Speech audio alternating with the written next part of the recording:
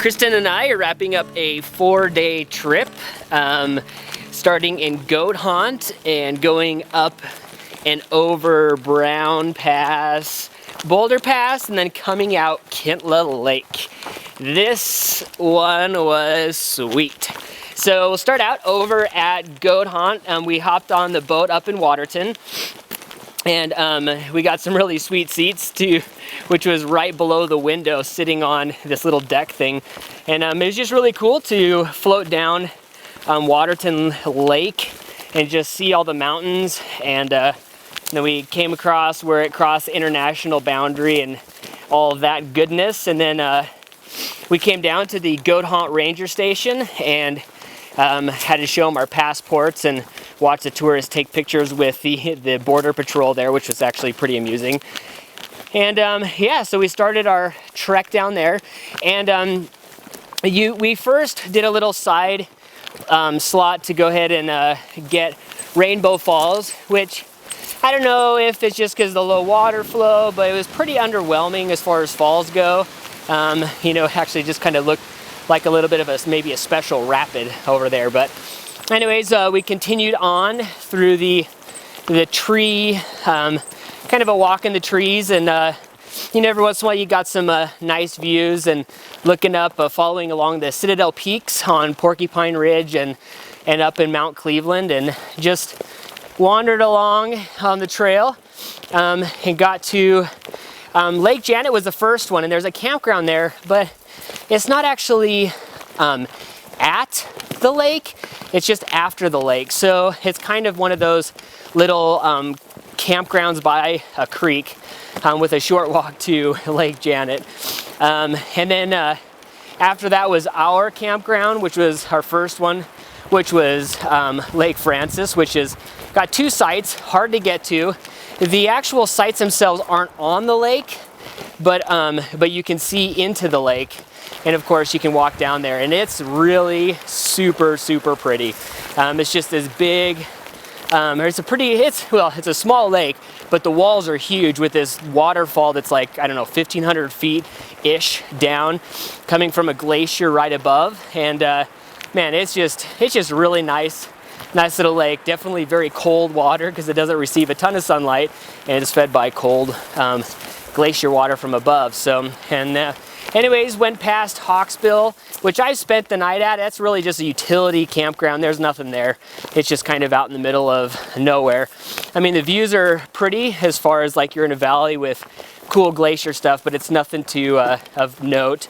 But anyways, then started hiking up past Thunderbird Pond, which Thunderbird Pond's super pretty.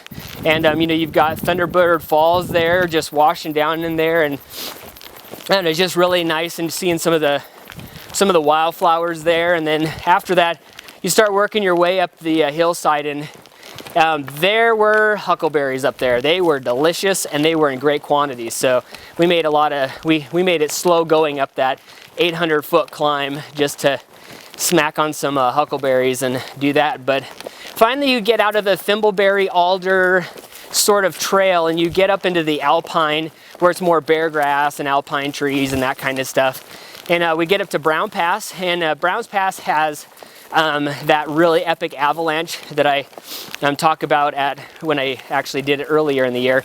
And it's just amazing just to look at all the snow and all the trees, and just looking at and we got a few views of that, especially as we started heading up the ridge line.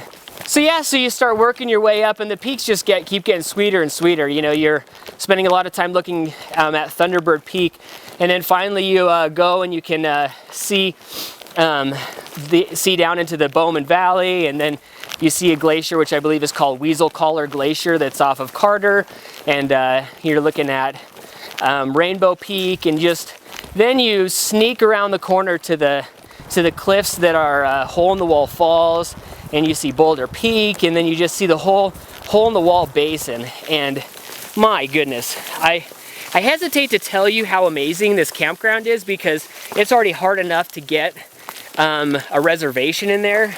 But if you want to visit one campground before you die and you want to backpack to it, Hole in the Wall is definitely one of those places, because it is just gorgeous. There's just waterfalls feeding it from all over the place, and just really sweet alpine meadows, and the views of the mountains surrounding it are just out of control. So anyways, I'm talking so you can see it. And there's actually, one of the funny parts is probably one of the nicest backcountry bathrooms in the park is in there. They got solar panels and a little fan that clears it out. I don't know, it's amazing. Anyways, but yeah, I mean, you gather your water from a little waterfall. It's pretty cool. Anyway, so the next day we, after camping there, lucky us, we started working our way up and over Boulder Pass.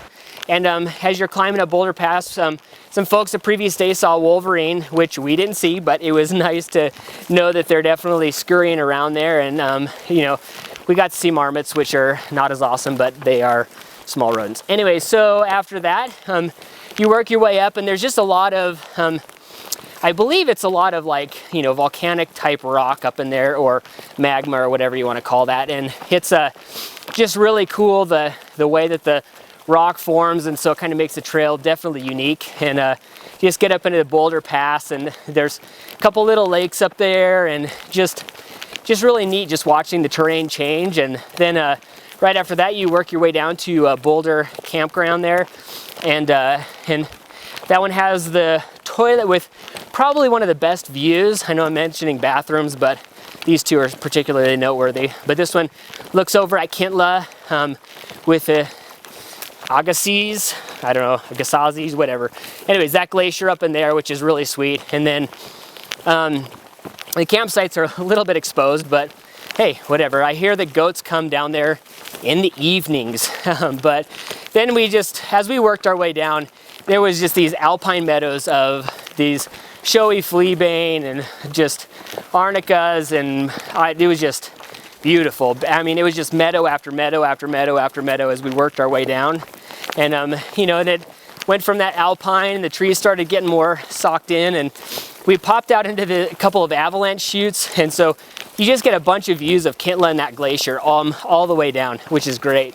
And so yeah, then the trees start to get more dense, as you would expect when you start to get in the lower elevations in the North Fork area, and you drop down over to the upper Kintla Lake area, and that's just a sweet little lake tucked amongst these big peaks. And you know, watching the sunset got some, you know, just was super pretty, and then watching the sunrise, you know, just and lighten up the peaks again was just really nice. And yeah, and then just got up in the morning for the 12-ish miles out, and walking along and seeing the creek that connects the two lakes, and the you know, the burn areas, and then getting back into trees, and then just it's swinging over by the Kintla campground.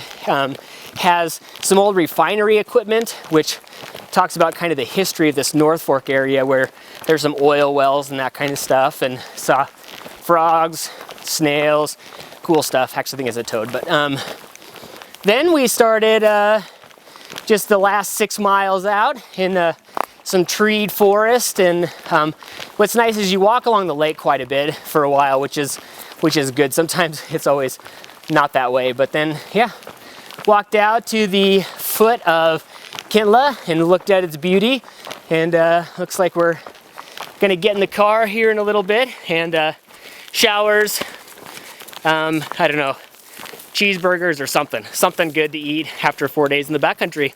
So this was an epic, really sweet trip. Definitely recommend it. I like the way that we did it because you stagger your elevation.